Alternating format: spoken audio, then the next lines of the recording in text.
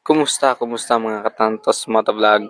Okay, for today's videos at wait nga pala mga katantos, thank you lang ako sa ating mga solid supporters and followers na ating mga nanonood sa ating mga vlogs. Thank you, maraming salamat sa inyo and mabuhay kayo hanggang gusto nyo. Charot lang. And for today's videos nga pala is pumunta tayo ngayon kung saan meron tayong dinideliver ng mga alimasag at napakaraming alimasag na ating dinideliver. At yun nga guys, tingnan natin yung mga alimasag na aking dinideliver doon.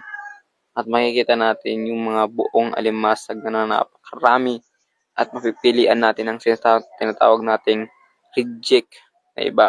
At napakarami actually yung mga reject, syempre, depende rin naman yan sa size. Lahat yan is may pinagpipilian.